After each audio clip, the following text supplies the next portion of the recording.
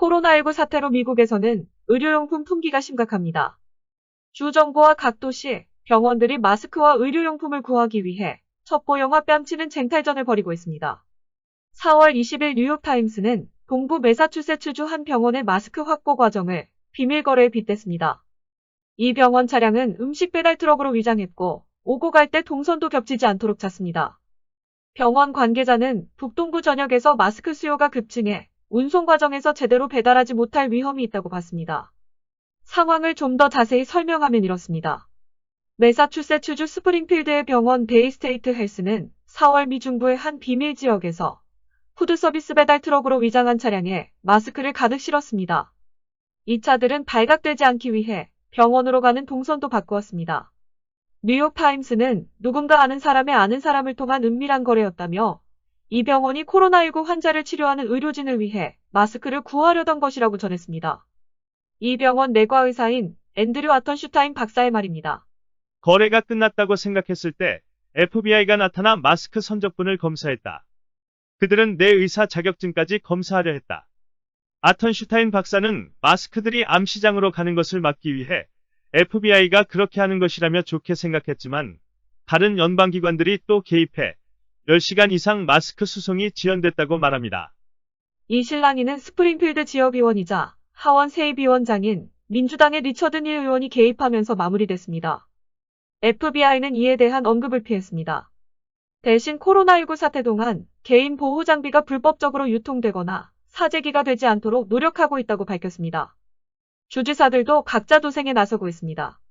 개빈 뉴섬 캘리포니아 주지사는 다른 주 국가 심지어 연방정부와 의료물품을 가지고 경쟁해야 한다는 현실에 좌절감을 느낀다고 말합니다. 캘리포니아는 결국 중국과 10억 달러 규모의 마스크 계약을 체결했습니다. 이 과정에서 외국은 물론 미국 연방정부가 서로 더 높은 가격을 부르며 경쟁을 했다고 합니다. 에릭 가세티 시장은 최근 거래 성사 직전 2번이나 물을 먹었습니다. 한 번은 연방재난관리청이, 한 번은 러시아 기업이 더 높은 가격을 불렀기 때문이죠. 의료용품 품귀가 심각해지자 뉴욕주 간호사협회는 뉴욕주 보건부와 병원 시스템 업체 두 곳을 상대로 소송을 걸었습니다. 보호장비를 확보하지 못해 일선 의료 인력을 위험에 내몰았다는 이유입니다. 전문가들과 의료용품 업체들은 주지사, 병원, 정부 사이에 벌어지는 혼돈을 방지하기 위해 연방정부가 더 강력한 감독 체계를 마련해야 한다고 촉구하고 있습니다. 지금까지 코로나19 최전선에서 양성 판정을 받고 숨진 미국 의료진은 45명입니다.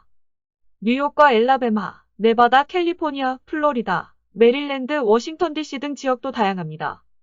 그런데 사실 코로나19로 사망한 의료진은 더 많다고 합니다. 워싱턴 포스트는 미 질병통제예방센터 CDC를 인용해 지금까지 미국에서 9,000명 이상의 의료진이 코로나 양성 반응을 보였다고 전했습니다.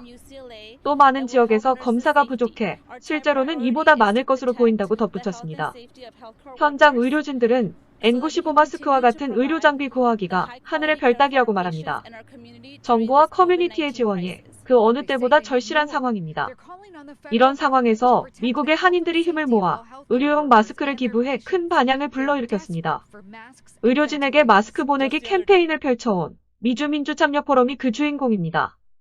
미주민주참여포럼은 4월 20일 1만 장의 의료용 N95 마스크와 수술용 KM 마스크 1만 5천여 장을 UCLA 대학병원과 한인타운 내 서울 메디컬그룹 등에 전달했습니다.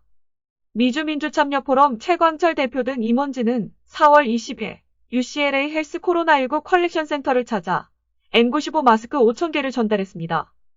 K-팩 최광철 대표는 3월 27일부터 N95 마스크 모금 운동을 시작했고 현재까지 150여 명이 모금에 참여해 상당한 기부와 물품이 모였다며 마스크 구매 TF팀이 많은 노력을 해서 N95 마스크와 수술용 KM 마스크 30만 달러어치를 구매할 수 있었다고 밝혔습니다. 교민성금으로 구매한 N95 마스크는 UCLA 대학병원을 비롯해 흑인 밀집 지역 내 마틴루터킹 병원, 한인타운 내 서울 메디칼 그룹, 뉴욕 지역병원, 시애틀 지역병원 등으로 보내집니다. 기타 물품으로 들어온 KM 마스크, 의료용 마스크, 손소독제 등은 소외 지역의 중소병원, 경찰서, 소방서 등에 전달할 예정입니다. 미주민주참여포럼은 3월 말부터 코로나 바이러스 최전선의 의료인들을 도와주세요란 슬로건 아래 캠페인을 시작했습니다. 한인동포 모금을 통해 구매한 의료용 마스크 등 개인 보호 장비를 의료진들에게 보내는 긴급 행동입니다.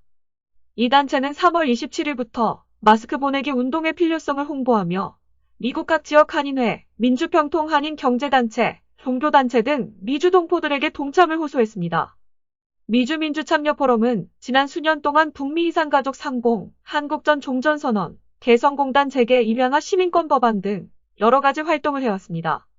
한반도 평화 프로세스 성공과 한인 동포들의 권익, 인권 향상 운동 등 비영리 활동을 펼쳐오고 있습니다.